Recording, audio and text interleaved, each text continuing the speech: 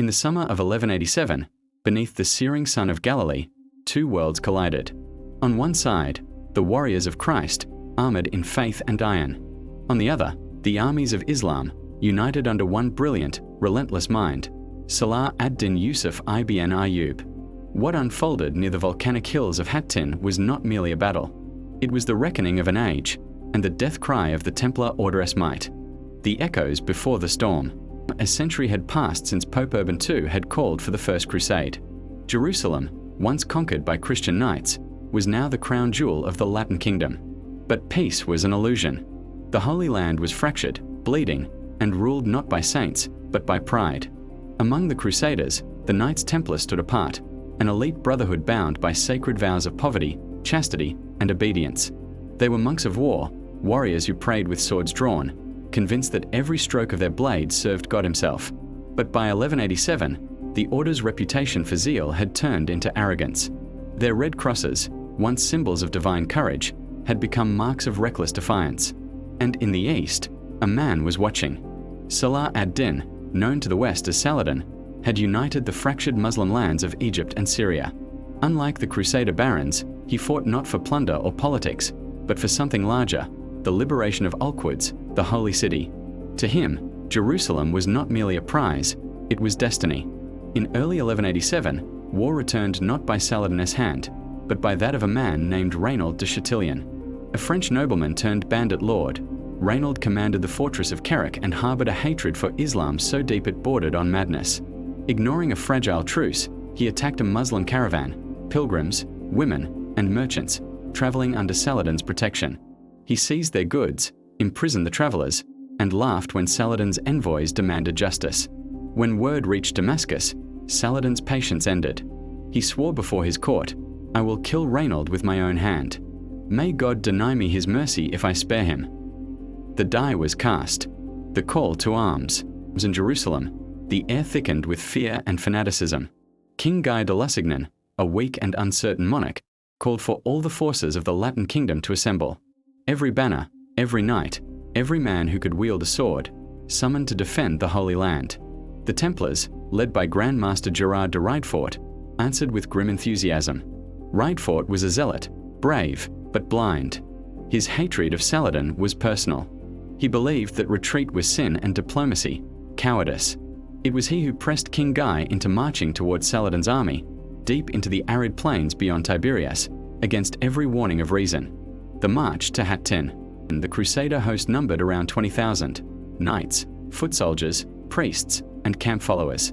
They carried the true cross, the holiest relic in Christendom, borne on a golden staff by the Bishop of Acre. Its presence was a promise. As long as the cross stood, God would grant victory. But God was silent. Saladin's scouts shadowed them from afar. They knew the land. They knew the wells. And they began the slow strangulation of the Crusader host, cutting them off from water under the blazing July sun. By July 2nd, the Christian army reached the village of Sapharia, thirsty, exhausted, and surrounded by desert hills. News came that the town of Tiberias, held by Count Raymond of Tripolius' wife, was under siege. Raymond, the most experienced commander among them, warned the king, "If we march, we die. Saladin wants us to come to him. Stay, and he will come to us." But Riedfort thundered, "To sit idle while a Christian city burns? Never. The Lord will provide." And so, they marched into the trap. But the Crusaders advanced beneath a merciless sun. Their water wagons lagged behind. The Templars led the vanguard. The Hospitallers held the rear. Dust and heat shimmered like ghosts across the plain. That night, they camped on the slopes of the Horns of Hattin, twin peaks rising from the wasteland. Around them, Saladin's forces encircled the hills in silence. By dawn, the Christians realized the horror. They were surrounded. Saladin's troops had set the dry grass ablaze. Smoke and fire rolled toward the Crusader camp. Thirst gnawed at every throat. Men collapsed, choking on ash. The Templars tried to hold formation, but chaos spread like disease. The true cross still gleamed above the mass, but the men who guarded it were dying of thirst. From every side, Saladin's archers rained arrows. The desert became a furnace. The breaking point. King Guy tried to rally his men. The Templars charged downhill, their iron hooves pounding the scorched earth, a last desperate bid to break through. For a moment, it worked. Muslim ranks wavered under the sheer fury of the knights. But then came the counterattack, swift, organized, and merciless. The Crusaders' horses fell, their line splintered. The true cross-bearer was struck down. The relic fell into Muslim hands. From the surrounding hills, the banners of Islam rippled in the heat. The Templar line shattered. What had begun as a march of faith had become a massacre of steel. The capture. By evening, it was over. The plain was littered with corpses, knights still clutching their swords, priests lying beside their relics, and the red cross of the Templars darkened with blood. King Guy and his nobles were captured alive, dragged before Saladin's tent. Among them, Reynaud de Chatillon. Saladin offered the king water. Guy drank, then passed the cup to Reynaud, an act of courtesy. But Saladin intervened. "You did not ask my permission to offer him drink," he said. "He is not your guest." Then, turning to Reynaud, Saladin reminded him of his broken oath and the slain pilgrims. Reynaud spat at his feet. Saladin drew his sword and beheaded him on the spot. The prophecy fulfilled. The aftermath. The next day, Saladin ordered the surviving Templars and Hospitallers to be brought before him, some 200 men.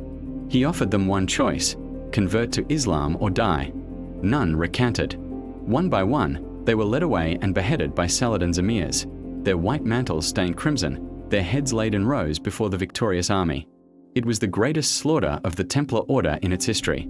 When the sun set over Hattin, the age of Christian dominance in the Holy Land was broken. The true cross was gone. The Templar strength was broken. And within 3 months, Jerusalem itself would fall. But legends are born from ashes, and in the blood of Hattin, the myth of the invincible Templar was rewritten forever. After Hattin, there was silence. The battlefield lay beneath a curtain of smoke and dust, thousands of bodies left unburied, their armor stripped, their faith unanswered. The flower of Christendom had been cut down in a single day. From the ashes of that defeat, the Holy Land began to unravel. The collapse of a kingdom in the days following the battle, word of the disaster spread like wildfire. Cities that had once sworn loyalty to Jerusalem, Acre, Nablus, Jaffa, Ascalon, trembled. The roads filled with refugees, monks, widows, and wounded knights staggering through the desert. The banners of the Templars, once symbols of divine protection, now marked the routes of retreat. Saladin's army moved swiftly and deliberately, a tide of discipline and vengeance. His men swept across Galilee and Samaria, taking fortress after fortress with almost surgical precision. Unlike the reckless fury of the Crusaders, Saladin fought with purpose. He spared civilians when possible, took prisoners humanely, and allowed surrender in exchange for tribute. But one name chilled every survivor: Hattin. The defeat had shattered more than just an army. It had broken the illusion that God was on their side. The fate of the true cross. Among the spoils captured by Saladin's troops was the most sacred relic in all Christendom. The true cross, the very wood, it was said, upon which Christ had been crucified. The relic was paraded through Damascus, displayed before cheering crowds. Its capture was not just symbolic, it was psychological warfare. The same cross that had once led Crusaders into battle now hung as a trophy above Saladin's throne, a silent reminder that divine favor had shifted. To many Christians, this was the end of the world. The last walls of the Holy City by late September 1187, Saladin's army stood before the gates of Jerusalem itself. The city that had been the beating heart of the Crusader dream for nearly a century was now defenseless. Within its walls were barely 2,000 soldiers, remnants of shattered armies, wounded knights, and frightened townsfolk. Among them stood Balian of Ibelin, one of the few surviving nobles of the kingdom. He had sworn to escort his family to safety in Tyre, but upon entering the city, the people begged him to stay. He accepted, and was knighted anew by the Patriarch of Jerusalem. Balian Stand Balian of Ibelin became, almost overnight, the city's sole commander. He gathered what forces he could, priests, merchants, even children, and organized a desperate defense. He knew the city could not hold, but he intended to buy time. Every stone, every arrow, every prayer would be a statement to history that Jerusalem would not fall without a fight. From the Mount of Olives, Saladin's banners rose, green and black, emblazoned with golden calligraphy. Siege engines rolled into place. Drums thundered across the valley. In the chronicles of both East and West, the siege of Jerusalem is remembered not for its violence, but for its mercy. Saladin could have destroyed the city. Instead, he offered terms. He sent word to Balian, I do not wish to destroy the holy city. Surrender it to me, and I will spare your people." Balian refused at first. He warned that, if the Muslims stormed the walls, the Christians would burn their holy places and kill their own families to deny them as trophies. Saladin paused, considering. The man before him was not a fool. He was a realist, a rare thing in the Holy Land. Negotiations followed, tense, honest, and unforgettable. The surrender of Jerusalem. On October 2nd, 1187, the city surrendered. For the first time in 88 years, the crescent moon rose over Jerusalem's golden domes. No massacres followed. No fires consumed the churches. Instead, Saladin ordered the removal of Christian banners and the purification of the Al-Aqsa Mosque, which had served as the Templar headquarters, their Templum Domini. The same halls where knights had prayed and plotted were cleansed with rose water and prayers of gratitude. Each Christian inhabitant was required to ransom their freedom, 10 dinars for men, 5 for women, 1 for children. Those who could not pay, Saladin freed many of them himself, paying their ransom from his treasury. Even the poor were allowed safe passage. Chroniclers in both camps, Muslim and Christian, recorded this moment with awe. The conqueror of Jerusalem had shown compassion where vengeance might have been expected. The vanished orders. But for the Knights Templar, there was no redemption. Their Grand Master, Gerard de Riedfort, had survived Hattin by surrender, a humiliation that haunted him. He was later released in an exchange of prisoners, only to return to the field at the siege of Acre 2 years later. There, he would meet the fate he had escaped at Hattin. Cut down in battle, his arrogance finally silenced. The order itself was crippled. Of the hundreds of Templars stationed in the Holy Land, barely a handful remained. Their fortresses, at Gaza, Ascalon, and Lat Run, fell one by one. Even their great coastal stronghold, Tortosa, was abandoned. The Hospitallers suffered similar losses, retreating to Tyre and Acre to rebuild. The age of the invincible night monks was over. When news of Hattin and Jerusalem's fall reached Europe, it struck like a thunderclap. In Rome, Pope Urban III reportedly died of grief upon hearing the news. In France and England, churches filled with weeping crowds. Pilgrims fell to their knees in the streets, crying out for vengeance and redemption. It was said that no greater calamity had befallen Christendom since the crucifixion itself. The cry went up once more. But this time, the call came not from the papacy alone, but from kings. The Third Crusade. In the following years, 3 of the most powerful rulers of Europe took the cross: Richard I of England, the Lionheart, Philip II of France, and Emperor Frederick Barbarossa of the Holy Roman Empire. They vowed to reclaim the Holy Land, to restore the honor lost at Hattin, and to avenge the fallen Templars. Yet by the time they arrived, the world had changed. Saladin's empire was vast, organized, and united. The Crusaders no longer fought for conquest, they fought merely for survival. Even the Templars, reborn in exile, seemed haunted by ghosts. Their banners were carried once more into battle, at Acre, Arsuf, and Jaffa, but their invincibility had died in the fires of Hattin. The echo of faith. The fall of Jerusalem marked more than the end of a kingdom. It marked the transformation of faith itself. To many, the disaster was a divine punishment, a test of pride. Preachers across Europe spoke of the Crusaders' sins, their greed, their internal rivalries. The Holy Land, they said, was lost not by God's will, but by man's corruption. And yet, the legend of the Templars endured. In their ruin, they became symbols of sacrifice, of mystery, of devotion to an ideal beyond reason. The blood spilled at Hattin was not forgotten. It stained the pages of history and the minds of generations to come. It gave rise to whispers of relics hidden, of vows renewed, of knights who would one day return to reclaim what was lost. The crescent and the cross. In the east, Saladin stood victorious, yet even he was changed. He ordered no statues, no monuments, no inscriptions, only silence and prayer. His chroniclers recorded that he wept upon seeing the city, not from pride, but from the weight of destiny fulfilled. In the west, bards and chroniclers began to craft their own legend. The Templars, though defeated, were portrayed as martyrs of faith. Their death became a rallying cry for the Crusades that followed, a myth that would outlive the men themselves. Jerusalem had fallen, but the story of the Templars was far from over. In their loss, they found a strange immortality. Their order would rise again, richer, darker, and more secretive than before. And within the courts of kings and popes, their name would become both a blessing and a curse. Hattin had ended an era. But even in defeat, the Templars were not finished. What the desert had taken, they would reclaim, not through mercy, but through vengeance, discipline, and the cold calculus of war. Reassembling the fragments after the fall of Jerusalem, only a handful of knights had survived. Some had fled to Tyre, others to Acre, seeking refuge in coastal fortresses still loyal to the Crusader cause.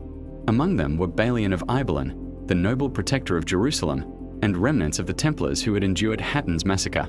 The Grand Master, Gerard de Riedefort, though humiliated, returned to rally the surviving order. The Templars, though diminished, were undeterred. Their purpose was no longer the defense of Jerusalem alone. It was survival, revenge, and restoration. Across the Mediterranean, in France, England, and the Holy Roman Empire, nobles and kings were called to take the cross once more. The Call of Kings. In 1189, three monarchs, Richard I of England, Philip II of France, and Emperor Frederick Barbarossa, prepared fleets, armies, and coffers for the Third Crusade. The Templars offered guidance, intelligence, and the sharp edge of their reputation.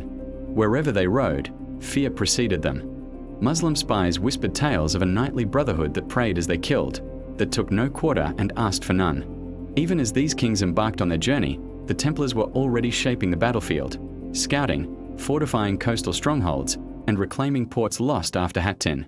They became the silent vanguard of the Crusaders, striking where precision could overcome numbers. By 1189, the Crusaders reached Acre, a fortress city that had resisted Saladin's forces but could not hold indefinitely. The siege would last 2 years, and the Templars were at the center of every assault. Their white mantles and red crosses became a symbol of relentless attack, leading charges against walls, towers, and gates. Gerard de Riedefort, despite his earlier failures, proved both ruthless and cunning. He organized sorties, ambushes, and intelligence networks that suffocated the defenders.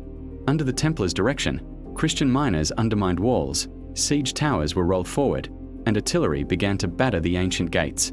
The fighting was brutal. Knights, foot soldiers, and civilians alike suffered from hunger, disease, and relentless combat. But the Templars pressed on, fueled by a singular purpose: vengeance for Hattin and the reclamation of Jerusalem's honor.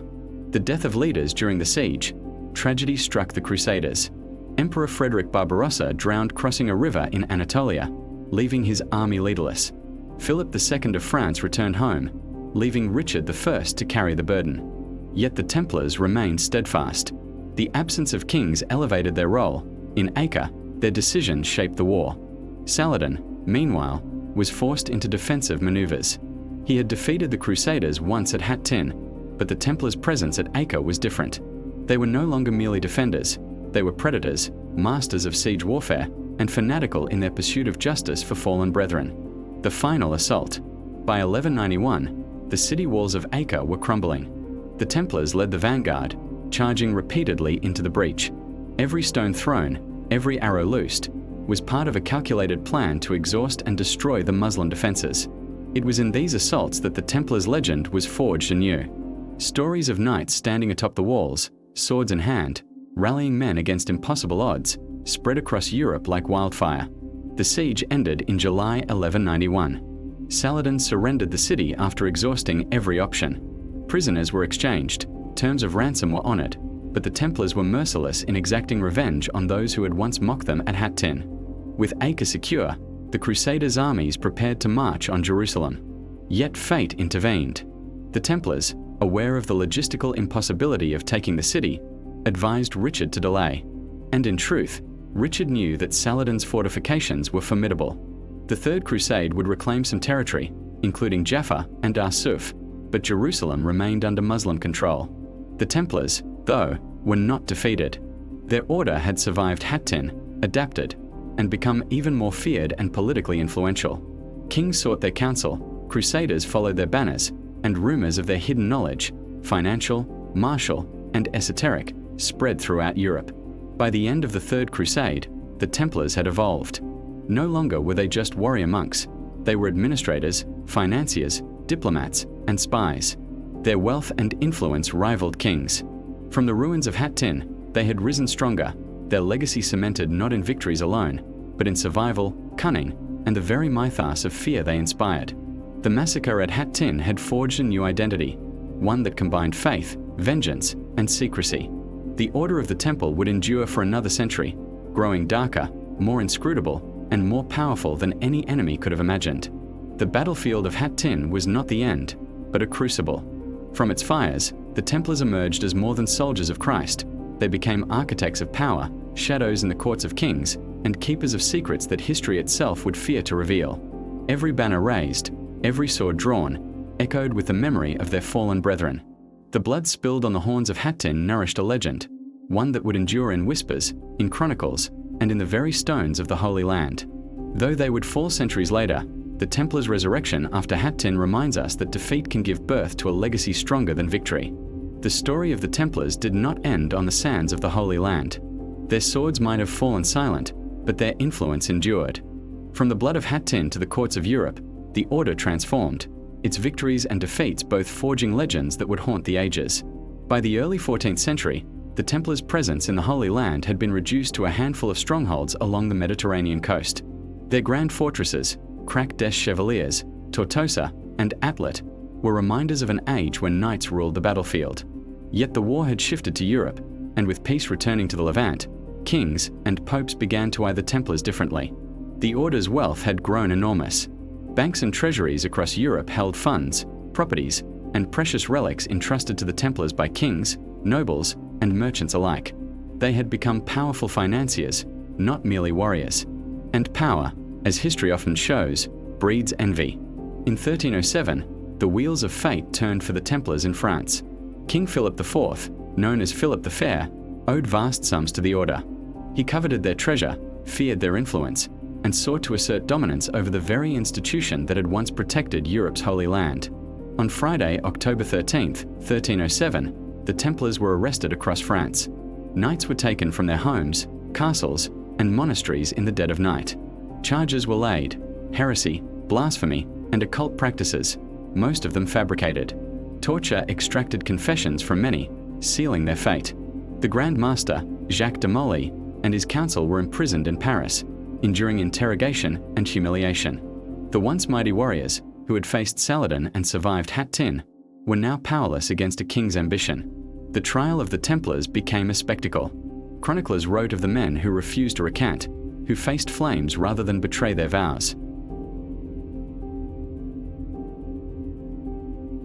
On March 18, 1314, he was burned at the stake on the Isle de la Cite in Paris. Legends say he cursed both the king and the pope, predicting their deaths within a year. And indeed, Philip IV and Pope Clement V would die within months. The execution marked the official end of the Order. Yet it could not erase the secrets they carried, the treasures hidden, and the network of influence that spanned Europe. Whispers of Templar wealth persisted. Accounts spoke of gold hidden beneath castles, relics of immense spiritual power, and even ancient manuscripts with forbidden knowledge. Some say that the surviving Templars fled to Scotland, Portugal, and even as far as the Holy Roman Empire, quietly integrating into other military and religious orders.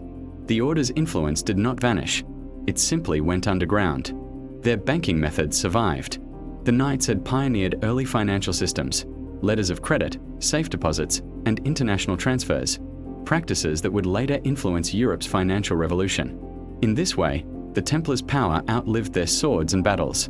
Over time, the Templars became myth. Stories of hidden relics, the Holy Grail, the Ark of the Covenant, often intertwined with their name. Legend spoke of knights who returned from the Holy Land not just with gold, but with knowledge forbidden to mortals. Secret rituals, coded symbols, and underground sanctuaries became part of the lore. Writers, poets, and historians speculated endlessly. What had the Templars really found in Jerusalem? And did some survive to continue their work in shadows, shaping kingdoms, financing wars, and guarding secrets the world was not ready to know? Through all of this, the blood of Hattin remained central to the Order's identity. That massacre had forged them into an unyielding force, resilient even in the face of annihilation. It had taught them strategy, secrecy, and the value of vengeance tempered by patience. Every fortress rebuilt, every coin counted, every battle fought thereafter carried the lessons of those sun-scorched hills. Hattin was not merely a defeat, it was a crucible. From its ashes arose the Templars who would haunt the imagination of kings, poets, and chroniclers for centuries. Centuries later, the Templars became more legend than history. They inspired tales of immortal knights, of secret societies controlling the course of history. Artists painted them as martyrs of faith. Writers imagined them guarding treasures lost to time. And every mention of their red cross conjured the memory of Hattin, the blood-soaked plains where the finest knights of Christendom had fallen. The world had changed, but the Templars' story endured. The Templars were men of iron and faith, but also men of ambition, strategy, and subtlety. They conquered the battlefield, mastered finance, and endured betrayal. Their rise and fall is a story of power, devotion, and secrecy, a reminder that legacy is not measured in life alone, but in the echoes one leaves behind. Hattin was their beginning and their lesson. From the blood of that fateful day came resilience, cunning, and myth. Even in defeat, the Templars' shadow stretched far beyond the deserts of Galilee, reaching into Europe, into legend, and into the human imagination itself. The battlefield of Hattin was more than a place. It was a crucible of ambition, faith, and folly. The hills of Galilee, scorched and blooded, echoed through centuries, a silent teacher to kings and historians alike. Hattin stands as a testament to faith tempered by pragmatism. The Crusaders, confident in divine favor, marched blindly into a trap. The Templars, bound by honor, followed their zeal. Saladin wielded patience as a weapon, forcing a proud army into thirst, fatigue, and despair before striking. Pride blinds, patience conquers. For survivors, Hattin was trauma, shaping every choice, maneuver, and negotiation. The Templars carried scars differently, forging resolve and strategy that would define the order for decades. Though their power in the Holy Land waned, the Templars' influence in Europe grew. They managed estates, collected taxes, and ran early banking systems. Kings and popes admired them, yet envied them. Even in exile, Templars maintained networks, subtly shaping politics and war. Over time, the Templars became myth. Whispers spoke of hidden relics, esoteric knowledge, and secret alliances. Surviving members allegedly fled across Europe, guarding treasures and manuscripts. Their influence persisted, unseen but potent, fueling centuries of legend. In literature and popular culture, the Templars became symbols of devotion and forbidden power. Every tale began with Hattin, the day the Red Cross was tested against fire, iron, and death. Through defeat, they became eternal. Beyond treasure or legend, the Templars' true legacy was devotion and discipline. Hattin reminded them that even the strongest can fall, yet courage, honor, and sacrifice endure. The Order's principles outlasted kings, popes, and battles.